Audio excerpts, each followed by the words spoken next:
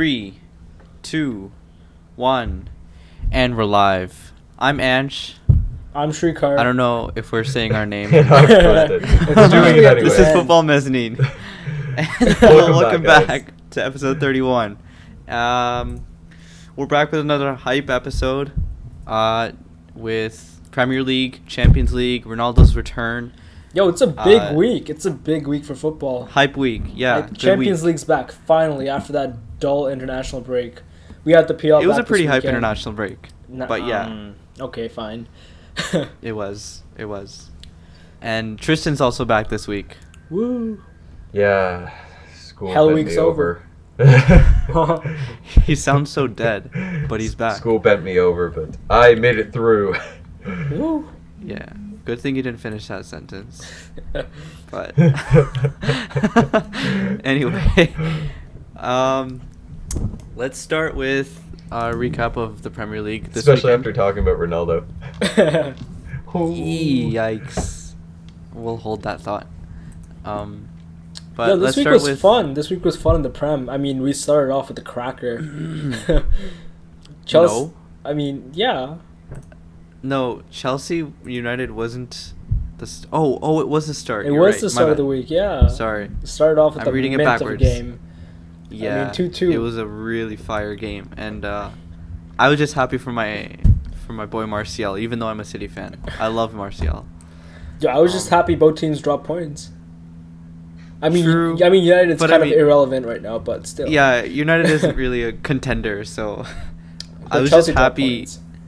Yeah, but I mean, against Man U, I find they always, even if they play shitty throughout the season, they generally play well against us.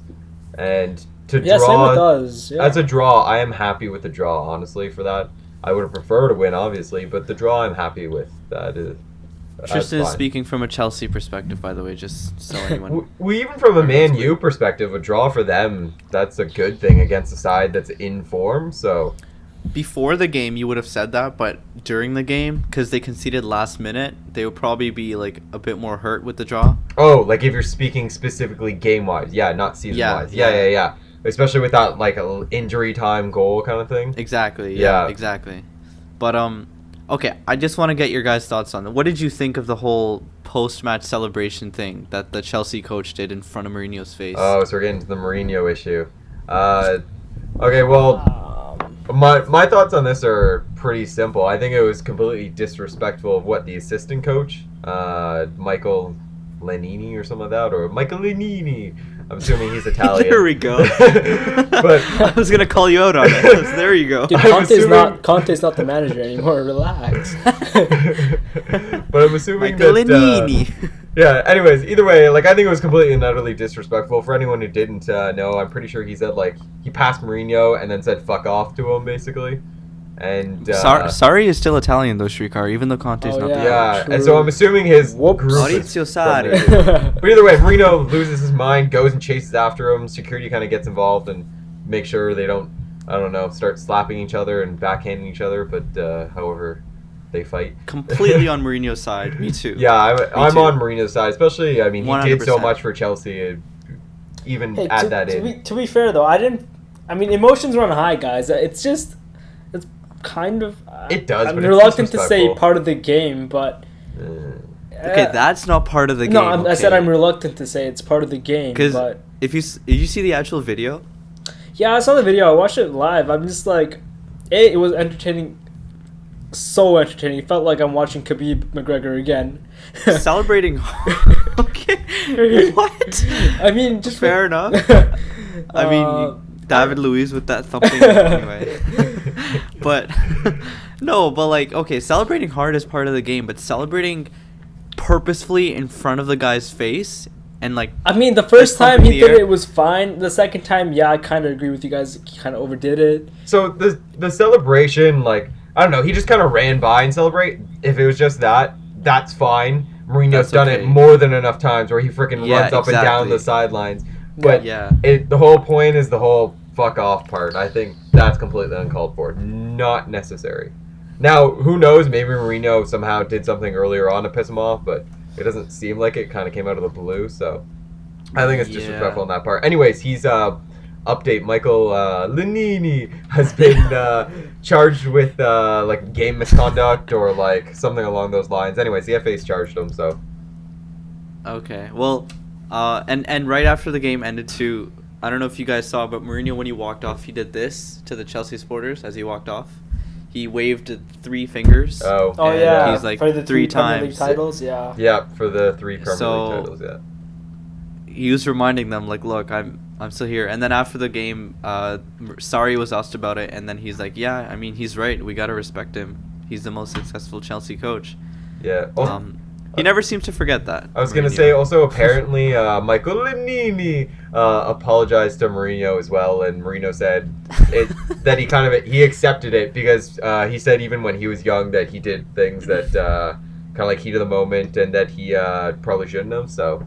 You have to say it like that every single time now. I don't know. Every single time. I'm running all in. Hey, again, it's just like the Conor Khabib fight. Conor didn't press charges, and neither did Mourinho. You know. Conor didn't press charges. Conor did not What? press charges. Oh, for the post-fight thing. Yeah. Okay, I was like, of course you don't press charges. It's a fight. Anyway, Did you guys think it was a draw? Let's talk a about draw the was actual a good game. result? I mean, based on the game, I thought Chelsea played pretty poorly, especially in the first half. I mean, Hazard wasn't on form. Kind of, he was kind of like. So he was. United always do a good job of shackling Hazard, except when they don't, because they didn't last year. But. Thanks, Michael Owen. Thanks. Pretty accurate. That's like FIFA commentary right there. Anyway, like Mourinho started Herrera at one point to man-mark Hazard out of the game. I think it was 2 years ago. I'm sure you remember. But this time, United actually played like a really, really attacking lineup. It was surprising, you know. He went with Mata, Rashford, Martial, Lukaku, Pogba. And Matic was like the only defensive one in there. So all their big stars. Except Alexis. Yeah, Sanchez was not I playing. stand by my comment. All their big stars. Okay, gotcha. Gotcha. Season-wise, I think it was a good result for both teams. Game-wise, probably Man U should be a little bit more pissed that they didn't get the win. Yeah, I guess so. Fair enough. But what's surprising to me, again, like how they were able to play such an attacking lineup, and Chelsea are a really, really potent attacking force this year. Wasn't it David Luiz that was claiming that they played defensively? I thought I remember seeing that in the... No, I didn't see that one. In the news, oh. But they don't. Like, they've changed how they play drastically I think he was and so quickly. specifically about that game. Maybe. I mean, they would have to, considering United left so many players up. And it was just the fact that they were able to play only Matic in that defensive midfield position and still like restrict Chelsea's attacking play is like so strange to me, especially at Stamford Bridge. Mourinho's good tactically. Credit to Mourinho. Say what you will, he's very good tactically at like shutting teams down that are better than them. But the thing is, he usually does that with like a proper bus, but I don't even think he played that defensively. Proper bus. Proper plane. But he didn't even do that this game, so it was an interesting contrast. He started playing more attacking in bigger games now. I don't know if you guys have seen the trend, but over the past year, he's not really parked the bus, if you notice. We like to say it, but he stopped doing that to an extent. Maybe that's why they're doing so poorly.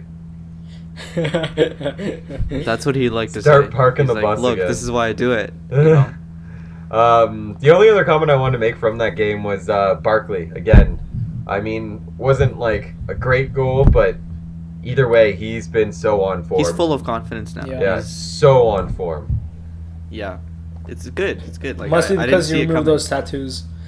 Yeah. Oh, I guess if we're gonna mention that, so Barkley apparently removed his sleeve of Everton tattoo from his arm. And hold up, I'm gonna pull up the quote on here because it's too great. It's just he doesn't even pull punches. So, starting quote: "My first tattoo when I was 14. I was a bit young, like I was a big lad, so they didn't question my age at the time." I was a big lad. Yeah, and then he goes on to say, I got them at a young age, and sometimes when you're young, you do stupid things and don't think about it. End quote. Rip Everton. But yeah, I guess the tattoo had like the number of the date that he started his first game for them. Yeah, something like that. Yeah.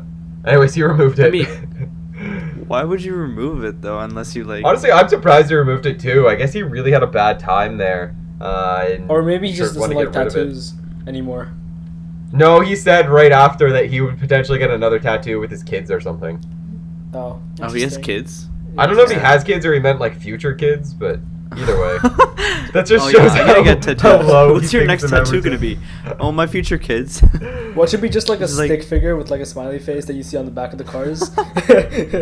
Just like you see like one of those with like the names in the heart, like two names in a heart. Oh, It's like, yeah. oh, those are my future kids. It's like, oh, okay. Thing is, I don't want to throw everything completely under the bus because I mean he was with Antonio Conte, didn't get the results either. So I feel like it's more credit to Sarri if anything. So I feel like a lot of managers probably wouldn't have been able to get the results out of him that he is doing now, or maybe it's just a right time, right place, right coach kind of thing. But either way, I mean, it's way too much to throw all on Everton. I think he needs to take up a whole bunch of the onus as well. Yeah, I agree. Responsibility. And he has done. Moving just like on Luke to Shaw the this next season. game. And yeah, let's get on to the Martial. next game here. West Ham Sure, Tottenham sure. 1-0. Again, Tottenham punching out these 1-0 victories, staying on par with the other London clubs. I don't know what to say. They're It's fifth just place. crazy because West Ham it's their disappoints best me. start. It's their best start to an EPL season, and they're fifth. And it's all, yeah, exactly. It's the best start to like almost every other club's EPL season in the top four as well. This is so sad. Yeah. Alexa, play Despacito. Alexa or Alexis. Huh. No, yeah. So it's their Champions League season is pretty much done, but the Premier League wise, Spurs are, like you said, punching out results, but I don't see them winning the title this year, which is again like just testament to how good the other teams are, not how poor Spurs are. Definitely can't win it. Sorry? They definitely shouldn't be winning it this year, and Chelsea shouldn't be winning it either. Yeah, I mean, that's this what is I'm a saying. Liverpool-Man City race. Yeah, that's what I'm saying. I don't see them winning it, but it's just it kind of sucks for them because they're doing so well, yet they're not even close. I wouldn't be surprised if to next summer they get rated. I think they're going to be rated very soon. I've been waiting for basically the year that they get rated, and so far I'm surprised they've been able to push everything off, but I feel like Eriksen's probably going to get pulled to La Liga at one point, or potentially Harry Kane as well. I mean, it's up to the players, isn't it? Because at one point, they've been with the same spine of players for the past, like, 4 or 5 years. They got loyal players. Kane, Ali... Sorry? They got loyal players.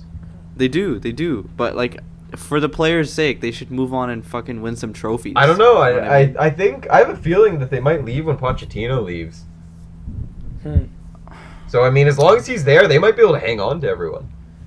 Some players are pretty loyal. I mean, look at Steven Gerrard. He stayed with Liverpool all that time, and he should have left. I think that era is gone, honestly. I don't think No, there's players gone. every single generation that stay for the whole entirety. Yeah. There's always like- going to be those players. They just come every once in a while. Who, like, okay, like, look at today's clubs. Who is really like that today? You know, like, for Arsenal, Messi. all their made... Okay. But that's because he's actually winning trophies. Why would he leave? Gerrard stayed even though Liverpool were shit. Yeah. And Yeah, they were that's shit. the real... Yeah. I agree. I Stricker agrees, so... And, like, that's the kind of loyalty Yeah, which but was I don't Gerrard an think academy remains. player? Like, are we talking about Yep. academy or players that are coming in, like, after? Jared was an academy player. He was with the club since age, I think, 7. No, what I'm saying is, like, are we... It's like a I mean- loyalty starting from academy, or is it just starting from, like, a young age No, where I they think play we with it can and then shift going on? loyalty to club from, like, young Yeah. age now, I guess. Because, like, you could call, like, Yaya Toure, David Silva, Aguero, like, legends of Man City. And Like, they're Aguero not has basically academy been players. at Man City forever. A decade now. Yeah, pretty so much. like Yeah. I would say, and he's gonna end No, there, I think. So not a right decade. there, that's a generation player. 7 years. Like sorry, if not a Hazard decade. re-signs a new contract, again, generation for Chelsea kind of thing. Like there's a lot of players that could kind of thing. Like That's true, but Looking the at thing is Bayern, they're there's a winning bunch of trophies Bayern and players that staying are there. like that too. What loyalty really means though is you stay there without winning trophies, and I don't know if that still happens. Look at Tottenham. Yeah, that's what I'm saying. If they stay, then fair enough. You know, if Kane stays his entire career at Spurs, then yeah, you know what? Fair enough. I don't think. But if he decides to leave, then like my main thing is I think personally good for him. I don't think this is a solely generation thing. It's you can almost put the same argument to like the best players of the world. Like people were like, "Oh, Maradona's the best. No one's gonna come in after him," and then you get Messi, Ronaldo, and then we're gonna have players that'll come after them as well. Like Mbappe, I mean, he's just destroying. He'll probably be the next Messi, Ronaldo, right? But then there's probably some more that we're not gonna see that are gonna pop up as well. So I think it's the same thing. It'll just apply to loyalty. I mean, you're gonna get some in every generation. It's not like it's a uniqueness. Maybe.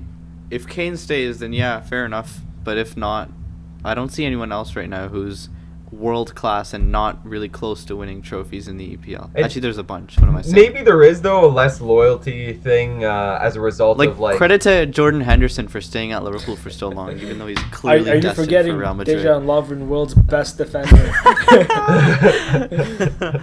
Man, I feel so bad for him. He deserves Real Madrid. Yo, Lovren's actually been scouted by Barca. Not even kidding. That's transfer rumors. That is so gotta be transfer rumors. Maybe they went there to scout someone else, and Lovren's like, guys, they're here for me. They're here for me, boys. There's only one. They came for Firmino too, so there's that. Firmino's a Barca player. I can see him. No. I can see that too. Not. Shut up, no. Ericsson is, if anything. Take Ericsson. Don't rate Ericsson, yeah, I wouldn't be surprised if Ericsson. They took Suarez. They took world-class. Coutinho. Let us have Firmino, please. Anyway, let's move on. Even though we didn't even cover the game. 1-0. There you go. You're covered. Man City versus Burnley. Oh, what a beautiful game. Beautiful game. 5-0. So Joe Hart returned to the Etihad this week and gets a pitch renamed Man City for him. Yeah, Man City are like, we should probably do something for him. So they took an old training pitch and they named it after him. So that was nice. That was very nice of them. No, it was actually a nice gesture. Yeah. You're right. And I'm glad they did it because they didn't have to at all. Yeah, and he didn't get the best send-off because Pep just came in and he kind of had to leave. Yeah, Pep can be an asshole to certain players when he axes you. He just kind of like... Oh, yeah. Completely throws you on the fringe and ostracizes you. Yeah. Regardless of what you did for the club prior kind of thing. Yeah. And it wasn't good for Joe. But I'm happy to see he's doing well at another team again, man. Like, he came into Burnley with Nick Pope, Tom Heaton, someone else too, I forget. But he's made it his own, like the number 1 jersey, which is good. And none of the goals were his fault in the 5-0. What else? Kevin De Bruyne came back, so we're back at full strength pretty much. I mean, you guys had 5 goals, 5 different players. I mean, exactly. Yeah. That just shows how cohesive your team is. Yeah, that's the mark of a quality team. Sane too. I was kind of worried. Hasn't Sane been having a rough summer or rough season? He had a rough summer, but he's kind of rebounding. No, not a rough season. He just had a rough summer because he didn't go to the World Cup. Oh. But then the first couple of games, Pep left him out. I remember that. But he's pretty much back now. Oh, okay. He's playing well. And yeah, I've 3 goals conceded all season, a plus something ridiculous goal difference. I feel like we're playing even better than last season. It's insane. I know, but also you have to see that you haven't played all the teams in the top. Like, you only played 2. You played Arsenal and you played like us. Really just us, because Arsenal were in the beginning of the season. Which is 2 out of 8, which is pretty fair. Sorry, 2 out of 9. Yeah. Also, if you just look at top 6, so 2 out of 5, you still have to face Chelsea. I think the first real test for you guys will be Chelsea, or maybe even United. I don't know, man. Liverpool at Anfield is a pretty fucking big test. Yeah. You can't say that's not a test. Yeah. And Arsenal at Emirates is not an easy game. But that was their first game of the season with Emery, right? So you can't I feel like you could keep coming up with excuses like this. I don't know. I just feel like I haven't seen City being tested well enough in the league yet. They played Liverpool to draw. I agree with you, but I think that's because of our really intelligent play rather than just teams not being good enough. Pep's just lulling everyone into a false sense of security, and then in the latter half he's gonna be like, all right, boys, let's go out and crush them. 5-0's nothing. Because you guys play United on the 11th of November. Well, okay, our next game is Wembley. Tottenham at Wembley. So no, it's not. Yeah, it is. Yeah, it is. Oh, it is. Speaking of that stadium has been pushed back, and they're asking for another 100 million, I think, from their investors. That thing's a shit show for Tottenham right now. Oh, that's nice. Oh, they're extending it. They're asking for another 100 million pounds. Like, this is ridiculous. I think they're just gonna screw themselves more. Yeah, that's not good for their further transfers and where money goes in the future. They were supposed to be in that stadium by the beginning of the season, I think. Yeah. Yep. And the only reason they're asking for the 100 million is because they're so far behind, apparently, on construction. Yeah. Tottenham returns to White Hart Lane next season without any seats, but here you go, construction guys. You're fucking the stadium up. Here's another 100 million. Hopefully, you can go a little quicker. Buy some more Coke for themselves too while they're at it. Yeah. Oh, okay. Apparently, the construction workers have just been doing Coke all day, which is great. It is called White Hart Lane for a reason, Ange.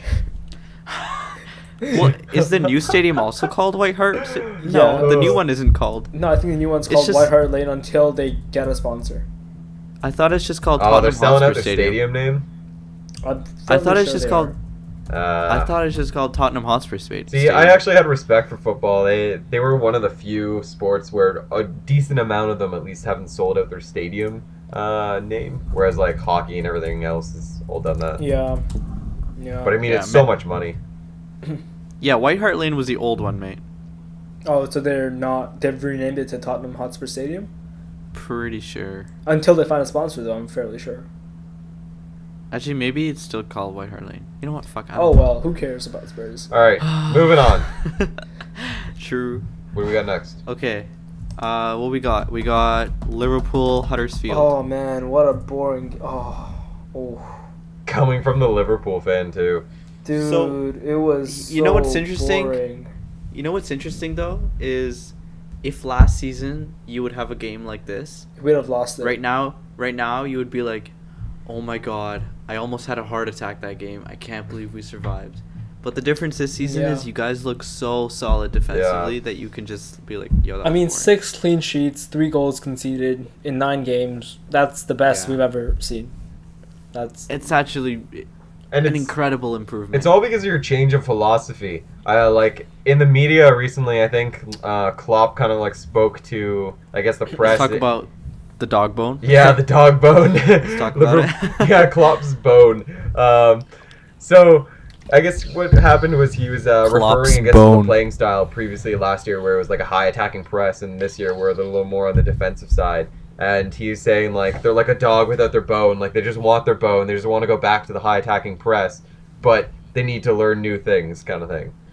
Yeah. I mean, it seems like a dumb analogy, but I mean, she's pretty stupid. At least it's something. Fair enough. What do you have to say about that, Shriek, our resident Liverpool fan? No, I mean, I agree. It's fair. We haven't been seeing the front three click like for the last God knows how long. We've been saying game after game, oh, next game the front three is gonna click. Oh, the next game they're gonna click. But I mean, yet you're it hasn't joint really top happened. of the table. Yeah, that's the thing. We're grinding out results. We're grinding out results. Huge testament. Yeah. Yeah. Van Dijk, Gomez, the entire back line has been fantastic, and we can see that as being money, well spent. Yes, it takes this thing out of our attack. Van Dijk is the only one you really spent money on. The rest of them are next to nothing. I mean, Gomez, Lovren. I mean, yeah, but Alisson hasn't even. I can't remember him making a fucking save. No, yeah, there was one save in the Chelsea game that was pretty good. Yeah, but you know what I mean, right? No, I know. If you look at the combined, cost of our back four, then yeah, sure, it's almost nothing. It's not almost nothing because Van Dijk himself is 75 million. Van Dijk alone. But he's the only one that you've really had to spend on to really sort everything out. Gomez just because he's such a leader. Didn't Liverpool break record for Van Dijk for most expensive defense and very shortly most expensive goalkeeper with Alisson? Yep. Yep. And then Chelsea broke it. Amount. Yeah. On Kepa. I think it'll pay off eventually. No, I think like we're bound to score goals. Like, come on, it's bound to happen. Hopefully, please. Oh man. Please. No, don't worry. I think you guys will be fine. Hey, Salah broke his duck, so he scored. That's good. That's always good. Yeah, but he still looked kind of rusty. Dude, our entire team looks rusty, but we're getting wins, and that's all that matters. Yep. Yeah. Honestly, if you just keep up the form, continue to win, it doesn't really matter at the end, I guess. Yeah. And that's how Mourinho justifies parking the bus. Yeah. But they don't really park the bus. It's a different sort of grind. It's yeah. No, I wasn't saying Liverpool pressing. park the bus. No, okay, gotcha. It's more like a plane. Yeah. I'm kidding. Okay. They don't park anything. Okay. Okay. They parked the Van Dyke. Come on, that was pretty good. Oh, that was terrible. Fine. That was brutal. All right, perfect time to move on. Next game. Okay. Oh, this one was today's game. Ooh. Beautiful. So game. good. So Were you referring to Arsenal? Dude. Yeah. When they scored that third goal, oh my god. That was so good. Oh. About time Ozil did something. Yeah. Yikes. No freaking I agree. time. I completely agree. But I mean, Emery made him captain of the team, which is whoa. I don't know. Ozil captain? I would not have thought that. The thing but is, man, he took it so well. My whole point on captain is it's not necessarily your best player. It probably shouldn't just be given to your best player. It should be given to someone who's a leader. Generally, it's more of a defensive player. That's why it more often is common to like defense. But it's someone who kind of like leads the team, speaks up, gets everyone kind of like in the right mindset. And if Mesut Ozil does that, then props to him. But at the same time, I hope Emery just didn't give it to him because he's been there so long. He's the complete opposite of a captain. Like, when you think of a stereotypical captain, I don't think of Ozil. Because Ozil is quiet. He's not... He doesn't run too much. He doesn't tackle. Yeah. I'm just being so critical right now. But he gets a lot of salary. But... Huge salary.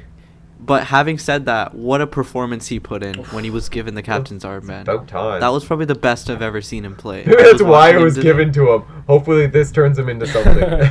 I mean, and it did. It worked. It worked very, very well. Bro, that was like... That reminded me of the Wilshere goal. The Arsenal classic Wilshere goal. It was so good. I mean, Arsenal scored a fantastic team goal on the last weekend against Fulham, too, with Ramsey. Too. Yeah. Yeah.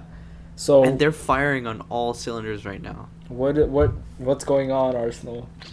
Bring back Wenger, please. Bring back Wenger. What? Oh, as a Liverpool fan, you say that. Yes. Oh, I get you.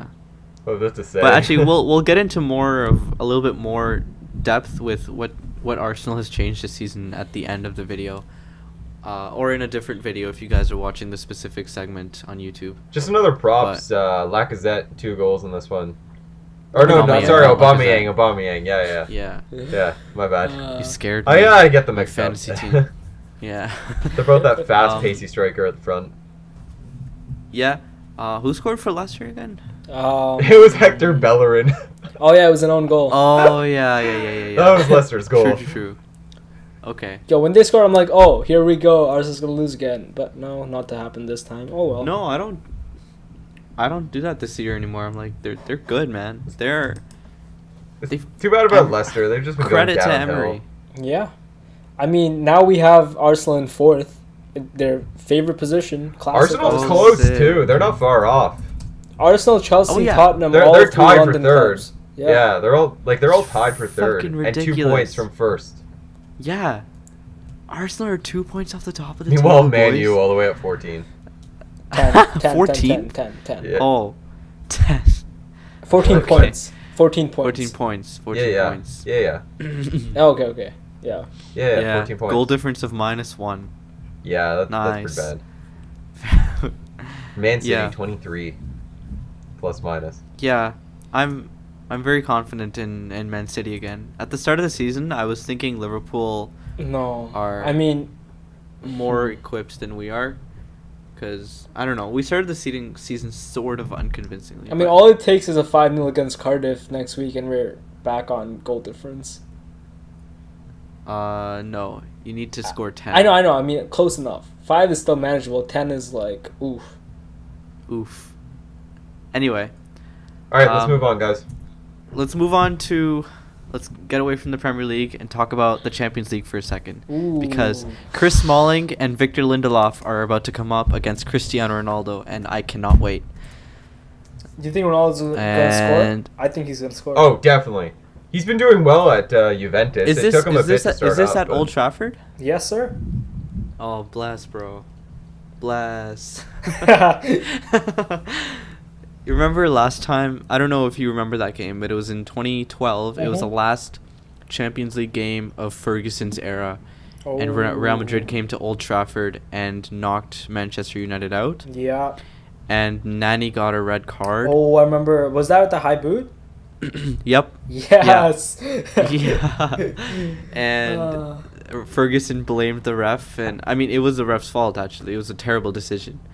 And this is... Yeah, Ronaldo came back, and this time Ronaldo's back too. So, I think Juventus are going to give them a mauling, unless Jose parks the bus. I don't know if Juventus is going to destroy them, but I am very fearful for Man U. Juventus is a very solid team all around, and now they're quite They've offensively won every attacking. game this season. Yeah, but it's the Series A. I mean, they basically have that locked up every year anyways. Like, yeah, they're on fine form, but... Yeah, anyways, they got a great team. It's not a terrible league. Like, actually, no, they haven't won every game. Sorry, they drew the last one. I mean, still undefeated. But, I mean, they've been beating the good teams, too, man. They beat Valencia away. They beat Napoli. Oh, you're talking... Oh, okay. I thought you were talking about Juventus. Teams in Series A. No. I'm like, what good teams are left in there? Well, Napoli. Yeah, I guess. The Italian teams have been struggling for a while. For the past years, kind of thing, compared to like their former glory. But I still feel like Mourinho has like this ace up his sleeve. Yeah, I know, right? And always, it's just gonna be such an intriguing game. Even though we're all like, "Oh, Juventus is gonna win," I don't know. They've been on good form. They have the all around like depth in like from defense all the way to forward. I mean, they're strong offensively at the front now too. I mean, they were before, but with Ronaldo, it adds that. I mean, I'm not saying Man U's not going to be blown out of the water, but I think Juventus will win either way kind of thing. They should I'm confident in that. They should win. They should, yes. Like, any logical thought would say Juventus. But that's only because of Man U's form. Like, again, if you look at stats of both teams, or like player overalls, Man U should be just as much on equal or par with them kind of thing. Yeah, but...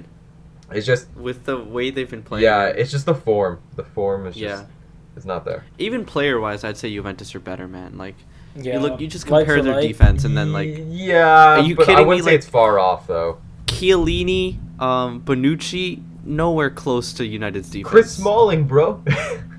Chris Smalling, Phil Jones. Defensively, I wouldn't. Man U, I think that's probably where their weaker side is on defense. But other than 100%. That, I mean, you look at their offense and midfield, they're fine.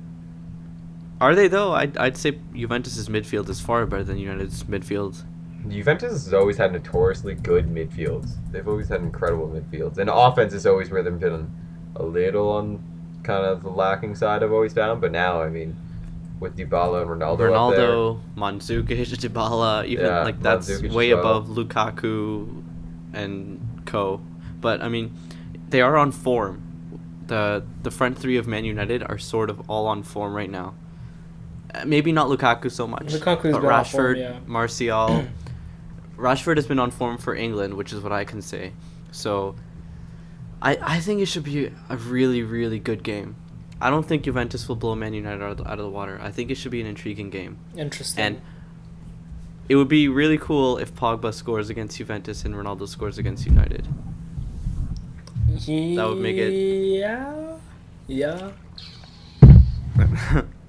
Obviously the most obvious stories that could come out of it, but... Any predictions? Real Madrid's going to lose against Plzen, or however you say that. Oh, I was talking about the United game. Any predictions, or...? Yeah, but I wanted to get that out there. Yeah, Juve 3, United 1.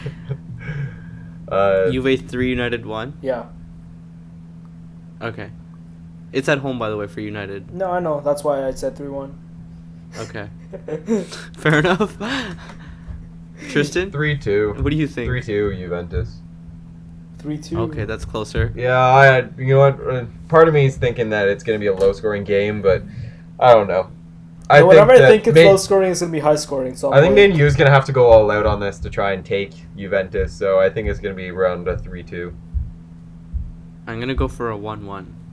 That's fair. It's probably a pretty good guess. Okay. What are the other big games, boys? That should be so exciting. Well, Plizen's gonna rock Real Madrid. Bro, if Victoria Pilsen beat Real Madrid, Madrid has been so poor. Like Levante beat them. They've lost like the past. Haven't they not scored in like ages?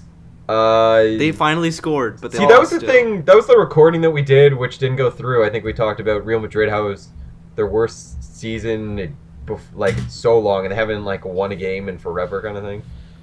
Yeah. I don't know if that's still current, but I mean, either way, they've been in such bad form. There's huge rumors about like Lopetegui already getting like fired after like 130 days, or it's like 100 and something days. It's been like 3-4 months. Shitty year in the life of Lopetegui. Yeah, I know, right? Yeah, sacked by Spain. Guys, I'm so excited to take Spain to the World Cup. Sacked by then. One day before the first game, gets sacked. Gets appointed as Real Madrid manager. Ronaldo leaves, loses 6 games on the trot. Oh my god. There's no reason either. There's absolutely no reason. They should not be that reliant on Ronaldo that they have to. No, I think it's more of a psychological effect more than like a I think it's a manager switch kind of thing. Yeah, I agree. I think it's a psychological effect. I think Zidane switching and Ronaldo leaving was a lot. How much of a psychological effect can you have to lose against Levante and all these teams that they've been losing against and not score a single goal? I don't know, but it's hilarious. Bullshit. That's bullshit. That's not psychological. That's just you're fucking complacent. Step out of it. I feel bad for Madrid. I mean, this is brutal. Screw them. You see the video of Sergio Ramos kicking his own youth player today? Yeah, that was bad. What the fuck, mate? Dude, Ramos has anger issues, bro. Yeah, Ramos has always been kind of a dickwad. Yeah. He's a good player, but he's kind of an idiot. Kind of got like anger issues, and I mean, that's your captain. Kicking youth players, like that's the player you want on a team, though. That's like aggressive out there, like that will go and give it his all. That's the player you want on a team. Yeah, but not the captain, bro. Like he's like relaxed. Okay, wait, hold on, Shrikar. If you could have Ramos at Liverpool, would you? You better be saying yes. Especially with your maybe. I mean, all of his fibers are trying to say no. All his fibers of his being. There we go, right? Ramos isn't that bad of a guy either. Kind of like a Diego Costa situation. Yeah. He's a dick, but you'd probably have him in your team. Yeah. I mean, we had Suarez, so yeah, why not? Yeah, exactly. But yeah, they're in a huge fucking mess, and also big games probably gonna get sacked. Yep, big games to look forward to in the Champions League weekend. Quickly. You got PSG, Porto Napoli versus Lokomotiv Moscow. Ooh, thank you, Tristan. Game. You're welcome. Thank you. I aim to please. Nice. Our podcast is now complete. But yeah, Atletico Dortmund, Barca Inter Milan. Messi got injured over the weekend, so he misses the El Clasico. Yeah, he fractured his arm. That was painful to watch. Like, I was like, no, thanks. Oh, I didn't even watch it. I don't want to watch it. Dude, his arm literally, like, twisted and... Stop. See, now I want to go watch it. That was pretty bad. 2 spectrums on this podcast. But yeah, so a lot of interesting games coming up tomorrow and Wednesday, so make sure to check those out. These are the champions. Yeah. Okay. Clearly we're hyped. Yeah, we need to actually get someone who can sing well. Can we include that audio clip in? Is that Shrikar when he's drunk? Shrikar when he's drunk? Yeah. Yeah, man. Hit me up. Yeah, man. All right. What's next? Because I mean. Okay, so we can cover a bunch of small stories right now, or we can do a deep dive. Well, let's cover the small stories and then let's go into the deep dive and finish it off. Oh, both works. So, I guess I'll bring up this one. Usain Bolt. If anyone was like me, was thinking, they're just, the Mariners for Australia are just trying to pick him up just for like publicity, press. Haven't signed him for a contract, but it'll be good to kind of get their image out there, their branding.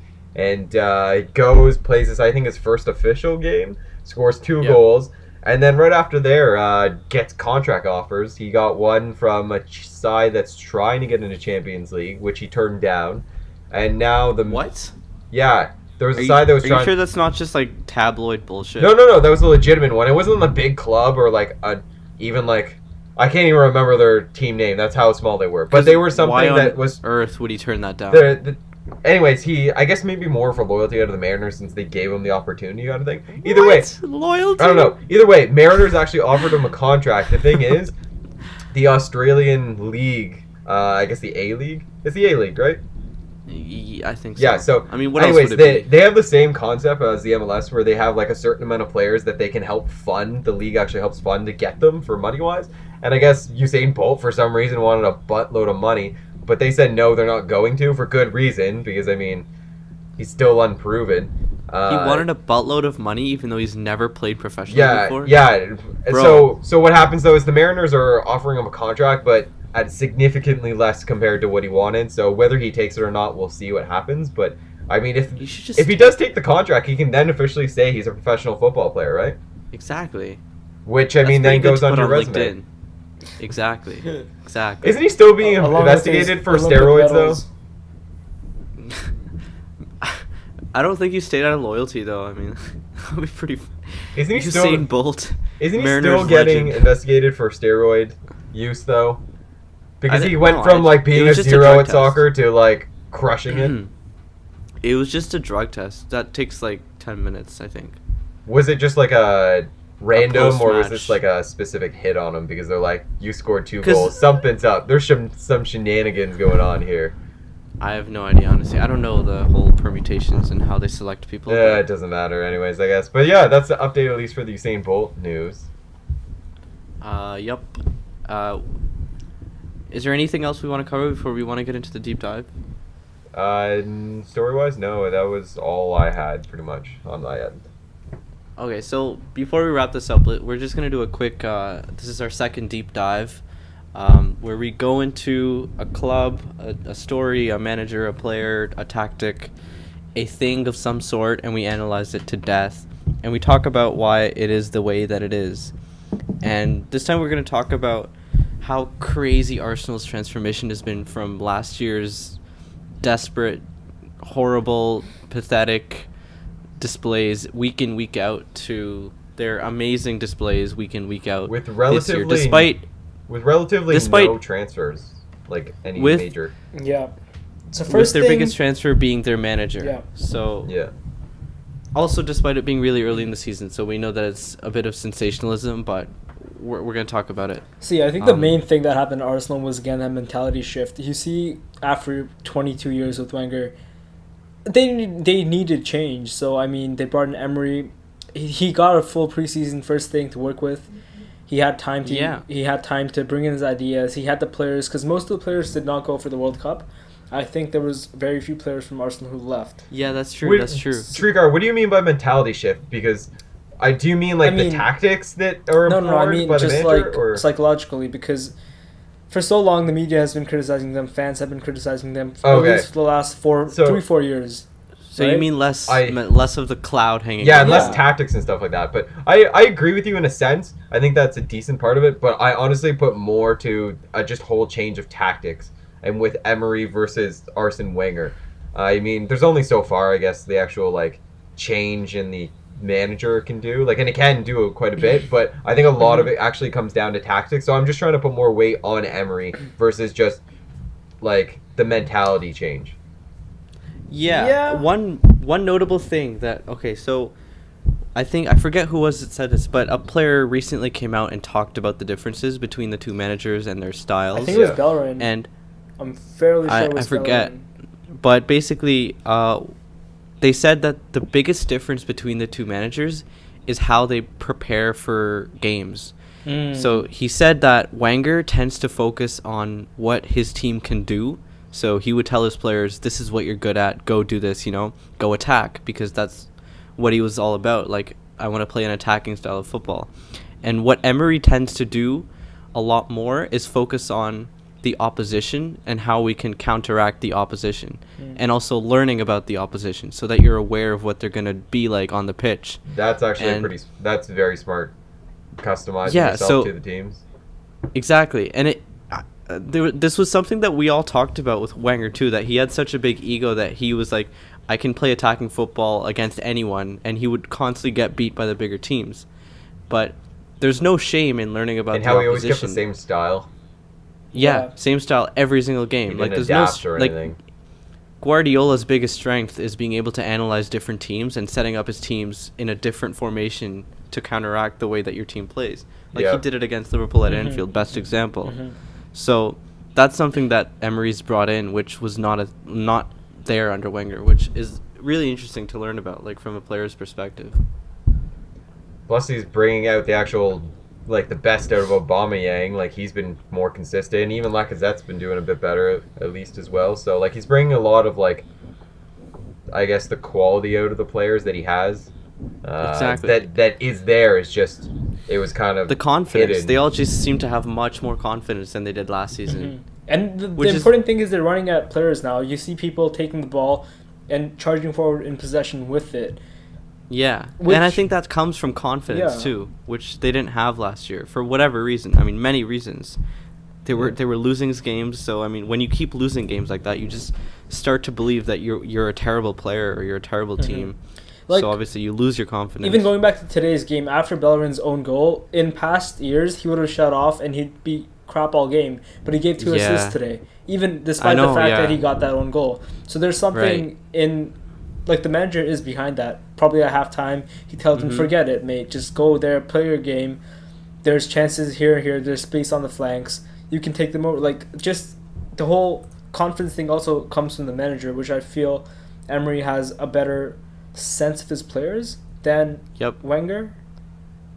And another major thing that I picked up immediately in preseason when I watched them, like, because their first games of Emery era was how much they press. Yeah, Wenger teams did not press. They did not press. They press so much. They press almost as high as City press, and it's not really something that was mentioned when you talk about Arsenal.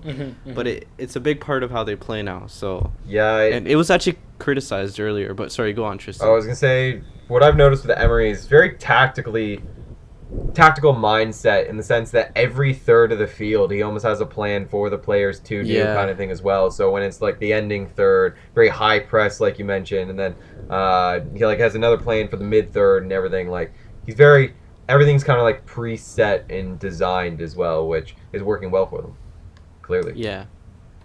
And it just, apart from the tactics, he just seems like a much more energetic figure on the touchline too, like always shouting, always. Yeah, that's one thing I noticed as well. Like, and that can make such a big difference, man. Like, just when you see Guardiola and Klopp on the sidelines just yelling their hearts out.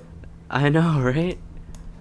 Like, when you're in the heat of the moment in a game, you're not going to be able to register a complex tactic, but you're going to be able to register if your manager's yelling the fuck at you, like, get over there, run. So that's a big part of it, even though it's not mentioned, like, too much.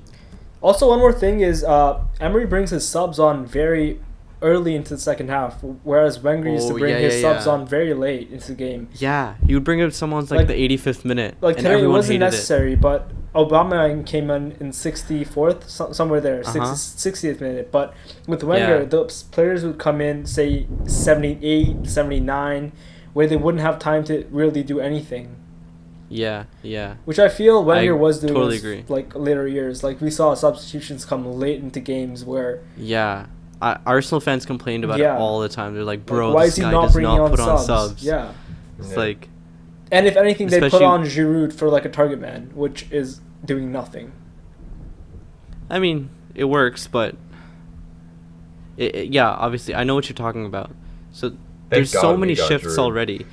like it's interesting because they still play the same style of football. It's still attacking on the ground. It's still they haven't changed that philosophy at all. Yeah. Exactly. They haven't changed that central philosophy at all. But changes like the ones we talked about make like the entire difference in the world. Even if you don't sign any new players, it's all about how those players know what they're doing. And if you know what the opposition's going to do before you step on the field, that just gives you confidence already. So like things like that behind the scenes can make such a big difference, which I think Emery has done. Another point about Wenger was he trusts his players too much. The sense of comfort. I feel like that isn't there. Yeah. With trust them too much. Like he's like, yeah, you're fine. Yeah, you're fine. You should have known those bastards suck sometimes. Yeah, literally. But I feel like Emery's more open to experimenting with his team. Yeah, exactly. Like he's benched some players that Wenger would have never touched. Oh yeah, he would have never touched. 100%. Like Aubameyang on the bench never would have happened under Wenger. No, yeah. But yeah, and I think that goes back to preparation for the opposition, like playing different players who are at your disposal against different teams of varying styles. Mm-hmm. Yeah, it's true because sometimes your best player isn't necessarily the one that's suited for the other team, especially with their playing style. So if you have the options, why not switch them up and use them? And again, like benching Ozil, he's done that a bunch of times this year, which Wenger wouldn't have done. Ozil sucks. He played Ozil in every game. Oh yeah. Every time Ozil got criticized, not an issue. I'd like to see Ozil back on top form, like consistently. Oh, it's so good to see. It'd be nice. I remember the days with Real Madrid, and he was so good. Yeah, he was back on it today, man. I hope he stays this way. It was so beautiful to watch. Well, I don't hope he's back on it too much because they're right with Chelsea, so just enough to get them like behind Chelsea in the standings. That is the amount of on it I would want him to be. Just a little bit on it, not too much. Just a little bit on it. I mean, if everyone else is doing poorly, then he can be really on it, but it's got to be relative. Okay. All right, Tristan. But yeah, that's just about what I wanted to cover for deep dive. Yep. It's interesting. We'll have to see in the coming weeks. Yeah. Also, it's really early. But so far, so good. I mean, I don't think Arsenal fans expected this when Emery took over. And neither were we, to be honest. 2 points off the top of the table. Yeah. I mean, the top of the table is so cramped anyway. 23, 23, 23, 21, 21. And then you have, like, United down here. But... yeah, that was our deep dive segment into Arsenal. Actually, just something I want to add. Anyone who's listening, if you want to let us know specific deep dive topics you would like us to cover, best way to probably get to us is just go on the YouTube videos and comment on there, and then we definitely do one of those for sure for any episode. So let us know if there's anything you want to do specifically or anything like that. It helps us too because sometimes we don't have to think of a topic. Yeah, exactly. And usually every week it's pretty self-explanatory. This week we had to think about it a bit. Yeah. Okay. I think that's it for our topics this week. Does anyone else want to talk about something? We're only at 53. No, I mean, we can leave the awards to another time. We can do awards another episode. And maybe Champions League awards, something like that. Yeah. Oh, no golden dude, no disgrace. I mean, we can if you want. I mean... the disgrace would go to that manager from Chelsea, the assistant coach, I guess. Whoa. I guess, yeah, fucking guy. And I guess golden dude would go for. Well, hold on, Trigger. Okay, wait. We gotta get Tristan to say the name though. Yo, beep it out. All right. So Gary Neville's biggest disgrace of the week goes to Michael Lanini. Lanini. All right, and the golden dude of the week. Our resident house golden dude. Who were you going to say? Mesut Ozil. Yeah? Has to be. Yeah, has to be. Has to be. He controlled the game. Such a good performance. Top to bottom. Vintage Ozil, man. Vintage Ozil, vintage Arsenal. Nice to see. Too good. That's why I wore this sweater today. You know what? That's fair. I'm good with giving it Ozil. I mean, the only awards any Arsenal players or the team has won has always been our biggest disgrace. For the first time ever. It's reversed. Arsenal's not the disgrace. You will now see an Arsenal player win Golden Dude. But yeah. Of the week. Yeah, so congratulations to Mesut Ozil. You can come pick up this award. Just come on our show as a guest at one point. We'll send you a plaque or something. I think that's fair. Very nice. All right. So that wraps up basically this episode 31. That's Football Mezzanine episode 31 for you.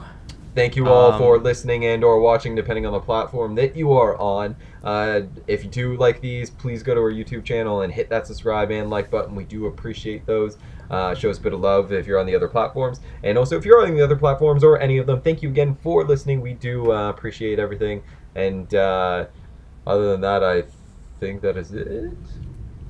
Yes, sir. Again, if you think we're a hidden gem that just needs to get out there, get us out there, Please subscribe, like, share, please comment, and let us know. So yeah, thanks for listening. I'm Anch. Okay, well then I'm Tristan. Those are okay. And you're listening to and or watching Football Mezzanine. Thanks again. Peace out, everyone. Signing off.